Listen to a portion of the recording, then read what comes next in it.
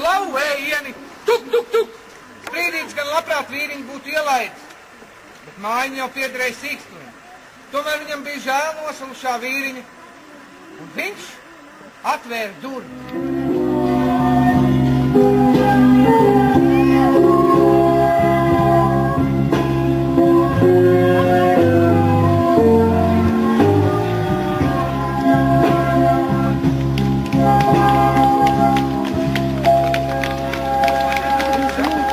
Jūs varētu pateikt mammām, kurām mājās ir līdzīgi varbūt bērni, ja, bet kuras domā, nu kur tad viņš taču nevar, viņš, nu, vai vispār kaut kā, un sēž tik mājās. Lai tā mamma paņem to bērnu pie rokas, atbrauc uz Jelgavu un parunājās, kad vai nākos vasarā arī būs tāds projekts, un lai mēģina pati kopā ar to bērnu atbraukt te un pamēģināt.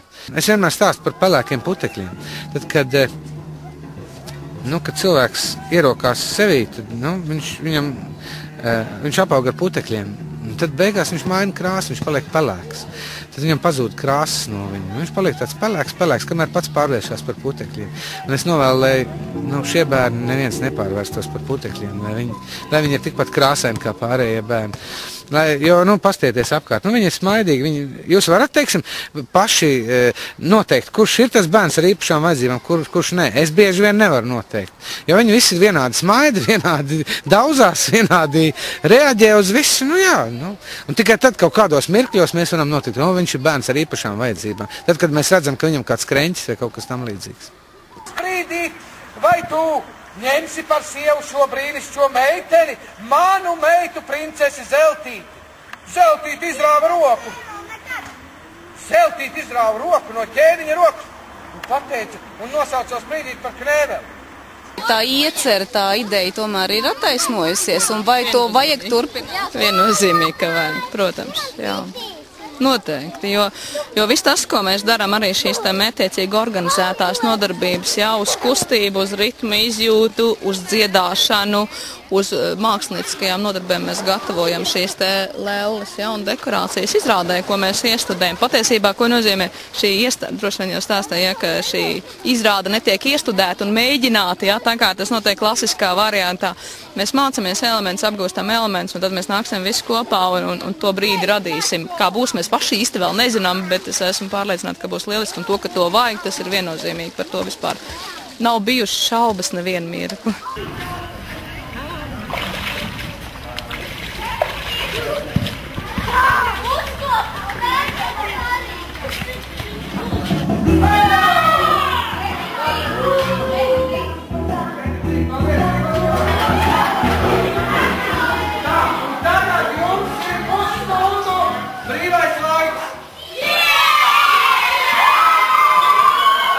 Jūs abi divi esat pirmo reizi šādā nometnē?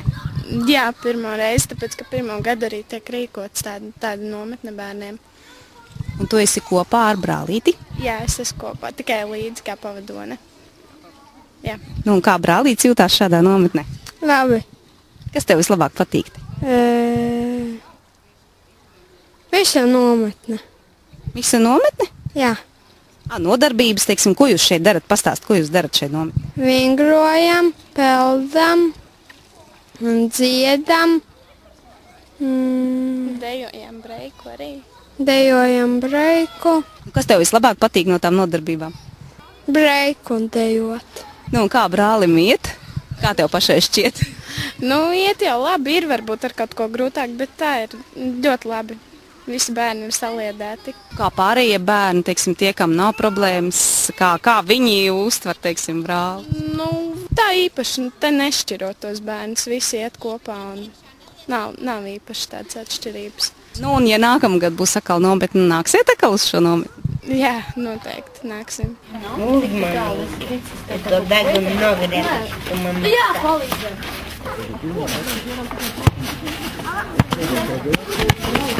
Man patīk, ka te var dejot, ka te var darīt, ko tu gribi, ka var te peldēties basēni, ka var šupoties uz šupolēm un ka var draudzēties ar Kristīnu. Tad var teikt, ka tu draudzene ar šeit esi ieguvusi, ja? Jā. Un kas tev no nodarbībām vislabāk patīk? Breiks, vēl dziedāšanā, Man patīk peldēt un dejot, un dažreiz arī dziedāt. Šeit ir bērniņi ar īpašajām vajadzībām. Jūs kaut kā nedariet viņiem pāri, neatstumiet viņu? Ko mēs tieši otrādāk viņam palīdzam, piemēram, baseinā iekāpt iekšā, ja viņš nevar. Jā, arī tas pats. Jūs varbūt esat sadraudzējušies jau ar kādu no bērniņiem? Jā, daudziem. Jā. Paldies, seņu māmiņai, šogad vekas devušās. Es iegāju mežiņā, pielāž pilnu vācelīti.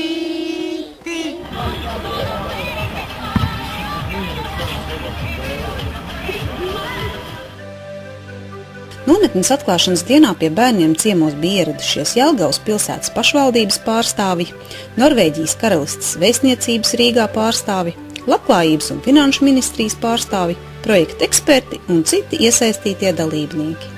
Viņiem tika izrādīta apkārtne, atjaunotās telpas, kā arī parādīts, kā top izrāde. Acīm redzot, ir tā, ka projekts tā nav tik vienkārša lieta. Ko jūs varbūt iedrošināt, varbūt citus, kuri ķertos pie tāda liela projekta, jo es saprotu, viegli nav? Es varētu ierosināt tikai vienīgi ķerties klāt. Darīt. Jo mēs te redzam, ka to var izdarīt. Tā kāpēc nevaram citi izdarīt? Varam, protams. Kāpēc tad nedara? Jāparāda, acīm redzot, tādi labie piemēri kā šeit, lai cilvēkus iedrošinātu un cilvēki sāktu domāt savādāk, arī par, teiksim, bērniem ar īpašām vajadzībām vai par cilvēkiem īpašām vajadzībām. Un uz priekšu. Piemēri mums ir, te mēs redzam, esam klāt. Lieliski. Tātad bērni ir, lediņi ir, idejas ir. Varbūt kaut kādu tādu mazo to niansīti, lai tomēr tos ceļa vārdus, jo acīm redzot, vienmēr vajag to pirmo grūdienu, ja tā kā laikam visā pasaulē, vai jums kā ministram ir tādas jau izdomāt, negribētos teikt koncepcija, bet kā jūs viņus varētu tos cilvēkus, kas varbūt drusku aizsnaudušies, kas čīkst un gaudo un neko nedara, kā lai viņus iekustina? Grūts jautājums, kā lai viņus iekustina. Acīm redzot, ka lielākajai daļai pašiem ir jāsaprot, ka jākustās. Tā vienkārši ar vārdiem droši vien, kad ir grūti pateikt. Ar lozungiem ar nekas. Lozungiem ar nesanāks, kamēr tā apziņa nebūs tāda, kad sapratīs, jā, mums vajag pašiem to darīt. Parādījās balts gulbis, viņš kļuva arvien lielāks un lielāks, lielāks un lielāks, laidās lejā, apmeta skaistu loku ap karaļa pili, paņēma mazo sprīdīti uz saviem spārniem un veda mājā. Pēc laika jau varēja ieraudzīt pļavas, pirzis.